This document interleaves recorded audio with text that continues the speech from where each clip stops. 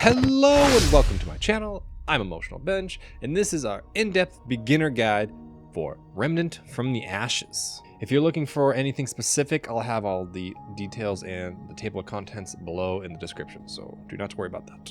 Anyway, let's get into this. This game basically does nothing in explaining your movements, so I'm going to start off with this because it's really important knowing how to dodge and which dodges to use. Rolls. Not your sweet rolls, but your dodging rolls. You can roll in any direction, forwards, backwards, side to side, does not matter. And during these rolls, you actually have what's called iframes, i.e. invincibility frames. During these frames, as the name would suggest, you cannot get damaged, so you want to make sure when you're rolling, you're trying to use those to the best of your ability. Now, side note, and even though this is a side note, it's extremely important. Every time you roll, you must reload. It doesn't matter what's going on, doesn't matter what you're doing. Really get that stuck into your mechanics of how you play because it's so important. You don't want to be stuck rolling and then reloading afterward. The next movement is the slide. And I've 100% seen people who have no idea this is even the mechanic in the game. It's really simple to do as well. You sprint and you crouch. That's it. And a little tooltip with this, it actually uses less stamina than a normal roll. So not only are you still going towards the direction that you want to go, you're saving stamina.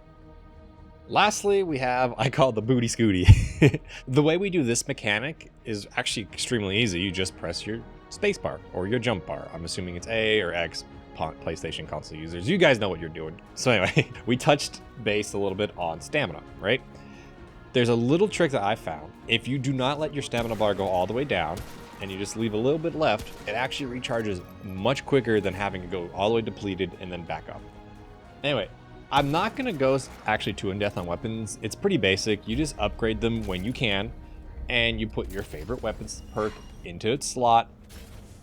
Now, a tooltip on that, you actually have to fill up that weapon mod gauge before you can use it. I was so confused in the beginning, you have no idea, so have fun with that. And armor actually is the same vibe. You can find your secret armors. You can buy your armors. You upgrade your armors, and you want to make sure that your armors have the synergies with each other. So I like to do crit damage, so I'm keeping actually the starter one for now until I finally make something cooler. Trait trees. Hey, every RPG has them, and this game's no different. However, the way this one does is a little different. You don't start off with every trait. You actually have to go level up, or you have to find them. So even though, let's say, like I'm level 50 and I have 20 points to spend, that doesn't mean you want to spend every point you have right now. You might find something you want to spend later. And to be perfectly honest, I don't even notice them. I literally went through most of the game without upgrading because I didn't realize that was a thing. Yeah, I know, painful.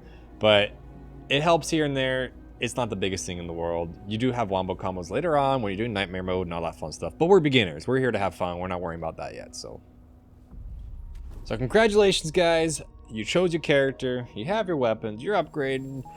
Let's talk about actually how to play the game. The basic gameplay actually is just one big loop. You start off, you find a crystal, activate it, and that's your checkpoint. The game builds you a random RNG map. You fight, kill, loot, get some secrets once in a while, and you repeat. You actually just keep on doing that until you get to a boss battle. Before we get into a boss battles, maybe some tips and tricks on navigating and, you know, just little mechanics of using the save system or checkpoint system. When you go to the crystal, every enemy in that area respawns. So don't just fight and come back. You'll just respawn everything. It's a waste of time. You also reload all of your ammo and get all your dragon hearts back. So it can be useful if you're worried about dying. These checkpoints also will be used as fast travels. Future, past, whatever. If you want to go to an area that you forgot something, or maybe you just, you know, just want to go back. Hey, it's your life. Now back to the boss battles. Boss battles actually work with like a bucket system. So each area or each level, they only can have a certain amount of bosses.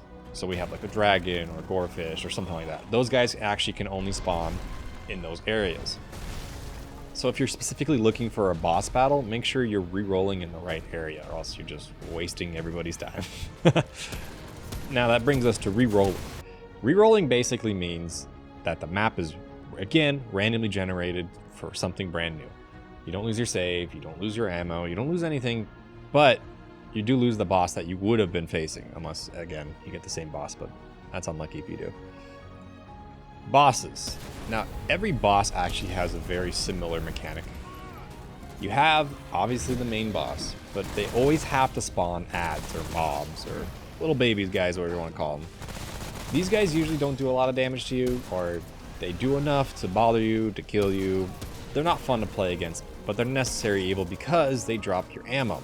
And without your ammo, you cannot kill most of these bosses. You're not going to go fight toe-to-toe with just a sword. It's just not going to happen. So when you go into a boss fight, understand that the first time you're going to play, you're not going there just to beat the boss. You're actually trying to go there to understand what the ads are, what the boss's mechanics are, and even sometimes looking for a secret way to kill them.